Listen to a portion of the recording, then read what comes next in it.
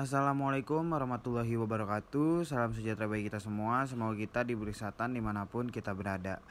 Pertama-tama perkenalkan, nama saya Muhammad Fikri. NIM saya 28921501198.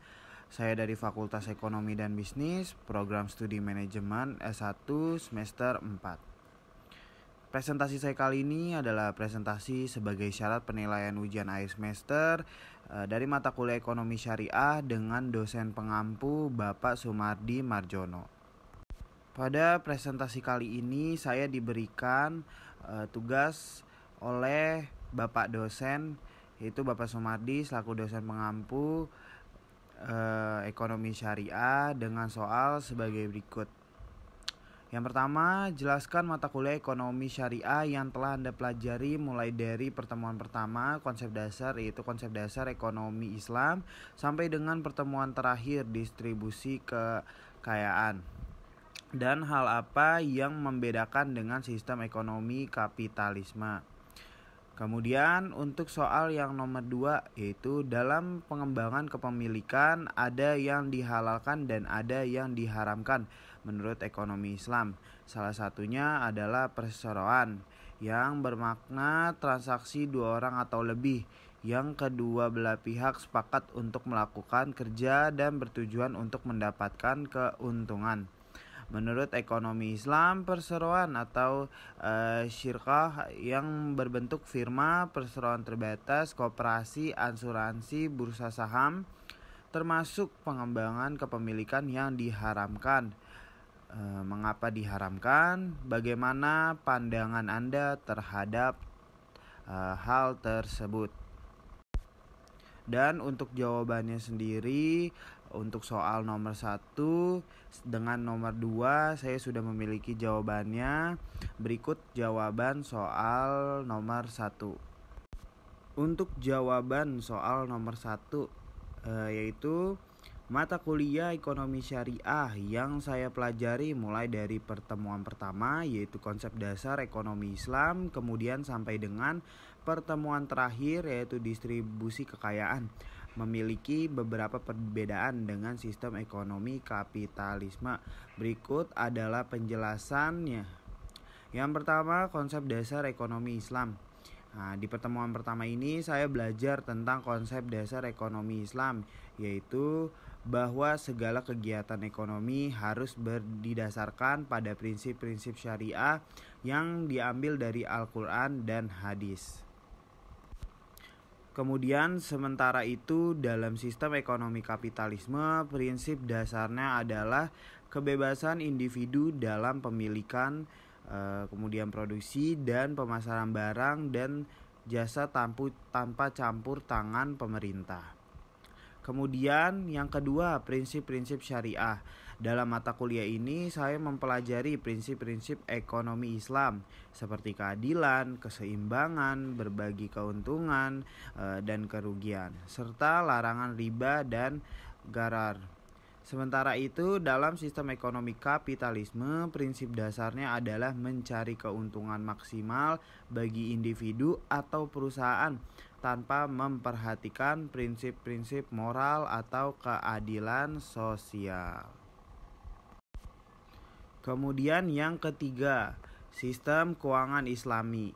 Pada pertemuan-pertemuan selanjutnya saya mempelajari sistem keuangan Islami yang didasarkan pada prinsip-prinsip syariah dan melarang praktik riba, masyir atau perjudian, dan gharar atau ketidakpastian.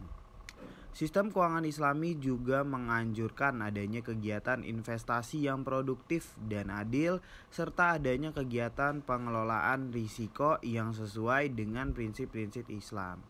Di sisi lain, sistem ekonomi kapitalisme menggunakan sistem keuangan konvensional yang tidak mengikuti prinsip-prinsip syariah dan seringkali melibatkan praktik-praktik riba dan spekulasi.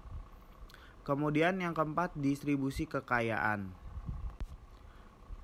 Pada pertemuan ini saya mempelajari tentang distribusi kekayaan dalam konteks ekonomi Islam.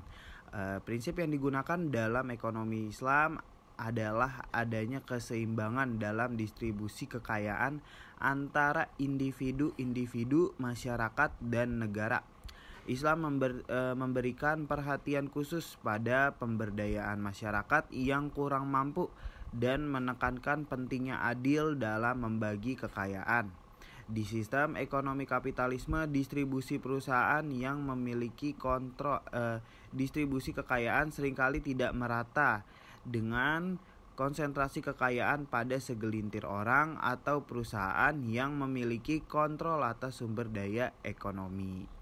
Jadi untuk kesimpulannya, perbedaan utama antara mata kuliah ekonomi syariah dengan sistem ekonomi kapitalisme terletak pada konsep dasar, prinsip-prinsip yang digunakan, kemudian sistem keuangan yang dijalankan, dan pendekatan dalam distribusi kekayaan. Ekonomi syariah lebih menekankan pada konsep keadilan sosial dan mengutamakan kesejahteraan masyarakat secara keseluruhan. Sementara sistem ekonomi kapitalisme lebih berfokus pada keuntungan individu atau perusahaan. Kemudian untuk soal nomor 2, pandangan dalam ekonomi Islam terhadap pengembangan kepemilikan yang melibatkan perseroan atau syirkoh berbentuk firma, perseroan terbatas, koperasi, asuransi, dan bursa saham yang diharamkan didasarkan pada prinsip-prinsip dalam syariah. Ada beberapa alasan mengapa hal tersebut diharamkan. Yang pertama yaitu riba. Dalam perseroan yang berbentuk bunga atau pinjaman berbunga terdapat praktik riba yang diharamkan dalam Islam. Praktik ini melibatkan pembayaran atau penerimaan bunga sebagai penghasilan dari investasi yang bertentangan dengan prinsip keadilan dan keadilan dalam pembagian keuntungan. Kemudian yang kedua, gharar.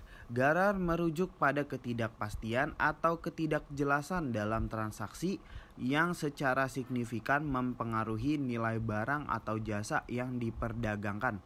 Dalam perseroan dan instrumen keuangan yang diharamkan, seringkali terdapat unsur gharar, seperti spekulasi atau ketidakpastian yang tidak berdasar dalam bentuk investasi atau penjualan. Kemudian yang ketiga, perjudian atau masyir. Perseroan atau instrumen keuangan tertentu dapat melibatkan unsur perjudian di mana keuntungan atau kerugian diperoleh secara acak tanpa adanya usaha produktif. Prinsip ekonomi Islam menekankan pentingnya kerja keras dan usaha produktif untuk mendapatkan keuntungan yang adil. Pandangan saya terhadap hal ini adalah sejalan dengan pandangan Islam dalam pandangan ekonomi Islam, melarang praktik-praktik yang bertentangan dengan prinsip-prinsip syariah adalah cara untuk menciptakan keadilan dan kesejahteraan dalam dunia ekonomi. Dengan menghindari riba gahar dan perjudian, kita dapat memperkuat hubungan antar individu, masyarakat, dan negara dengan cara yang adil dan berprinsip. Namun penting juga diingat bahwa pandangan ini bukanlah pandangan yang diterima oleh semua kalangan. Beberapa orang mungkin memiliki sudut pandang yang berbeda tentang peran dan pentingnya institusi-institusi seperti perseroan, koperasi, atau bursa saham dalam mengembangkan kepemilikan dan mendorong pertumbuhan ekonomi. Oleh karena itu, perdebatan dan diskusi terus-menerus diperlukan dalam mengembangkan pemahaman kita tentang ekonomi Islam dan penerapannya dalam konteks modern. Itu saja yang bisa saya sampaikan. Mohon maaf apabila masih banyak kekurangan dalam presentasi saya kali ini, tetapi semoga presentasi saya kali ini bisa berguna bagi kita semua. Saya akhiri, wassalamualaikum warahmatullahi wabarakatuh.